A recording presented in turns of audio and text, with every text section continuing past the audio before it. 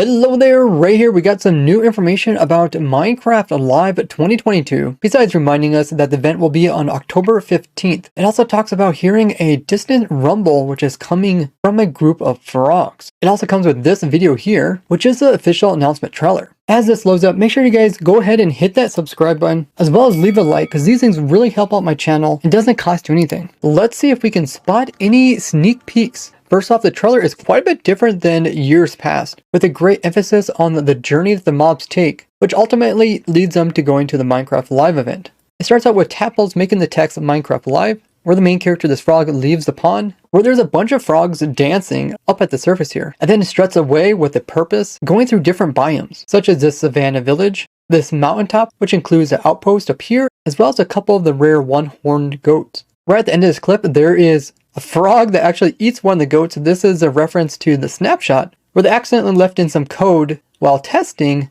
that allowed frogs to actually eat goats during one snapshot. The next scene is in the swamp, where, as we know, frogs will actually eat little slimes and spit out slime balls. But in this case, the frog tries to slurp up the slime, but the leg comes in, actually sits on top of the frog's tongue, then goes on to actually pick up the slime and take off with it. This upsets the frog, and then it goes after the leg. And this actually starts a massive chase. And in this scene, you can see an Easter egg. Over here, the sign, it says, "It is Snapshot Day, my dudes," which is a reference to the memes people post with frogs saying this during the days they produce Minecraft snapshots. The frog hopping off of the goat then upsets the goat, which causes the goat to then take part in the chase. The goat then runs into the zombie, then the zombie joins in. During this whole chase, they do give more information about the Minecraft Live event, saying they will be broadcast live, most likely on YouTube as well as Twitch. And like past years, I am planning to live stream myself of me watching the event and give insight using my 13 years of playing the game Minecraft on what we might be expecting with the 1.20 update. More mobs continue to join in. Then there's a scene with the frogs going through the nether and slurping up a small magma cube and spitting out the frog life. This gets a magma cube to join in with them, and we can see them running past in the background, with each of them chasing the other.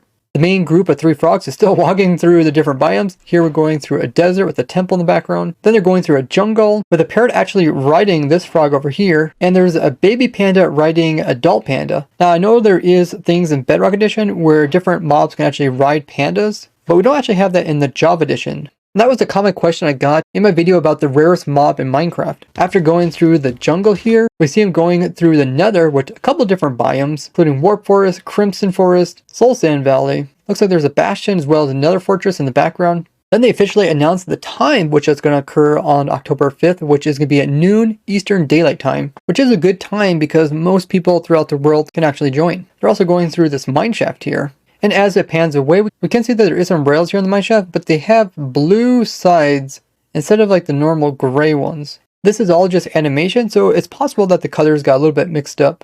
But it would be amazing if they came in and updated the minecart systems, as they haven't been touched in many years. The next scene, they actually go past this character here, which is from Minecraft Dungeons. Now, besides just talking about Minecraft the game, they're also going to talk about the other games under the Minecraft franchise, which includes Minecraft Dungeons. So this guy gets upset and he joins in on the chase with a lot of different decor that you can see in Minecraft Dungeons with the same 3 frogs. Next up, they go through a plains village here with all the different villager types, and they also announce mob vote. So now we officially know that there will be an actual mob vote. Probably going to be an option between 3 different mobs, and us, the viewers, can actually vote on which one we want, and whichever one gets the most votes will be added into the 1.20 update. They're also going through this mushroom island over here, with mushrooms standing on top of these mushrooms. It's not just any old mob vote, that's actually going to be in-game, as I kind of predicted. So instead of like past years where we voted on Twitter, we're actually going to be doing it in the Minecraft game. Some people were concerned because the voting system looks like it's going to be put onto the Bedrock Edition, meaning you'd have to have the Bedrock Edition in order to vote. Now technically all Java players should also have access to Bedrock Edition with their more recent bundle of Java and Bedrock, and if you have any old versions, you can then get the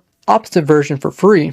But I know a lot of players just haven't got around to actually getting Bedrock, or they just don't want to. What do you guys think about this? They then go through this biome here. It might be iceberg biome, but it has a lot of drowns around it. There's also a quick glimpse of them going through a mansion with these really crazy looking Vex as well as pillagers. Then the end dimension with plenty of endermites and an end city in the distance. We then see the whole crew zipping through the deep dark where they accidentally bump into a skulk sensor activating what it seems is going straight up to this portal here, but the portal itself doesn't actually light up. But there's a lot of emphasis on this. This also activates the warden, which comes jumping out of the ground and continues the entire chase. They also mentioned that there's going to be the latest news about Minecraft at the Minecraft Live event, with the warden blasting the words away.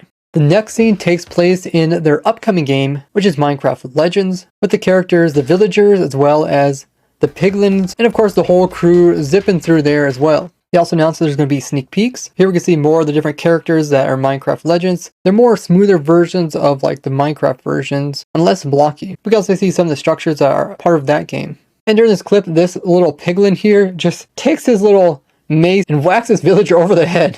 And this other piglin in the distance, it looks like he's actually swinging off of his weapon or something. Then it comes like an all-out war with them hitting different ones.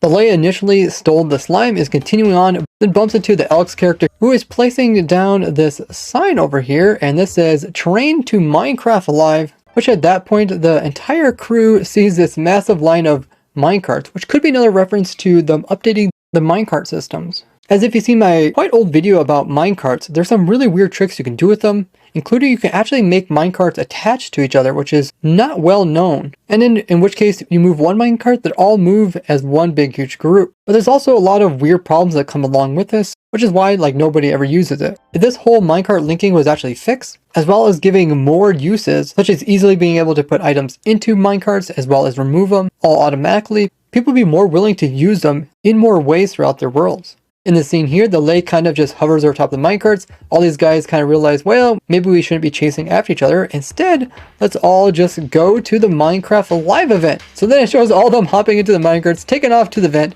all being happy, and putting their disagreements with one another to the side. This could be like a reference to people being really upset about the Caves and Cliffs update, kind of extending into 3 different updates, and also not getting different content that they thought was going to come to Minecraft, but never actually did, as well as people being upset about the chat reporting. So it's kind of showing that, hey, put that aside, we're going to have fun at Minecraft Live. And that's what all these different characters do. We even got the warden in on over there with the Alex character holding the initial slime, as well as the whole thing getting pushed by a furnace minecart. Another thing that is hardly used in the game and lacks the automation that a lot of other things have in the game. So maybe if there was a way to automatically place fuel into it, it'd be used much more, as well as connecting better with other minecarts. The gas itself isn't actually riding, but it's flying alongside, and it kind of pans away and upwards, looking at the entire mountain view with the sun rising up. This is a very similar scene as when 1.18 came out. They also announced the official date as well as time, and how you can find more information on Minecraft Live when it comes around. Back on the Minecraft page, it does talk about how you can watch it through their YouTube channel, as well as they mentioned the mob vote returning, and how we voted in the LA last year. But they said they would do things a bit differently, and instead of voting on Twitter, you'll be able to vote by a special Minecraft server, or the Minecraft launcher, or actually on Minecraft.net, which is 3 kind of really different ways. As the server is an in-game thing, the launcher will allow Java players to actually vote over there, and the website will allow anybody who has a Minecraft account. You can even like vote using your phone, similar to like voting on Twitter. Polls are going to be open on October 14th, which is actually for the event, not during it like we normally would have it, putting at noon on Friday. So you actually have a full 24 hours to vote on this, letting more people participate even in different time zones. But since it's not on Twitter, you don't actually get to see how the vote is doing. So it's going to be a complete surprise for the live event. A lot of big changes already announced before the Minecraft Live even came out. Let me know if you think there's any more sneak peeks hidden within this trailer. And do you think this will ease players' tensions about past events? Now, in the shadows of that big announcement, they also came out with this other change, which is going to sneakily be added into the game. This has to do with username history API removal. So in just a couple of days, they're going to remove it so public access won't be able to see Minecraft usernames history. This allows websites like NameMC to actually show you what people's names were if they happen to change them in the past. So if we look up Dream, we can actually see Dream's original name was actually called Delta Ninja. And the way the site actually gets this information about the player previous name is through the API. So this is what they're removing. And they said they're doing this so that they will improve player safety and data privacy. Now they said this only applies to the full username history of any Minecraft account and will stop bad actors and evildoers. As a consequence, this will affect third-party services like looking at username history data. They do say this is an unfortunate effect of it and would like to warn any services that do use the name APIs to be prepared for this change. This was probably done to combat people name muling, which is where they take different popular Minecraft names and then turn around and try to sell them to normal Minecraft players. They also said that there's no plans to officially add this back in. Now this website has other things to do with the usernames, like it shows if a username will become available. So such as this name here, if we just click on it, we can actually see who had this username in the past and what their new username is, as well as exactly when they switched usernames. And after 30 days of switching to a different name, the old name will become available for other players to use. Now, if they do remove username history, I would assume that this ability to actually look up name switches would also vanish. So if you want to switch your username to like web tracker, you wouldn't be able to just hop on this website and easily see if it's available or not, or easily see other options. If you think this change will have any other impacts, let me know in the comments. Also, since the last announcement, they did come in with a frequently asked question page about the vanilla capes, answering one of my questions I had in the last video to do with what happens if your Java edition and your Bedrock edition that you own are not on the same Microsoft email. And they answer by saying it's not possible for them merge the two emails into one, therefore you're not going to get the cape, even though you still own Java as well as Bedrock prior to June 7th, 2022. This is a thing that kind of upset people because I had a problem when I was purchasing my Bedrock edition that they wouldn't actually let me use the same email that I used for the Java edition because Microsoft email is so horrible when it comes to multiple accounts. It does weird things like it constantly tries to make you log in with the same email. Even if you're trying to use a different Microsoft account, it can just outright delete your Microsoft email and you just lose everything that's attached to it, which happened to me. I'll tell you that the email doesn't even exist, even if you have proof that it does. This was the main reason I was really concerned when Microsoft purchased Minecraft, because I ultimately knew that they were going to force people to use their email, which is just horrendous. And as I predicted, it ended up causing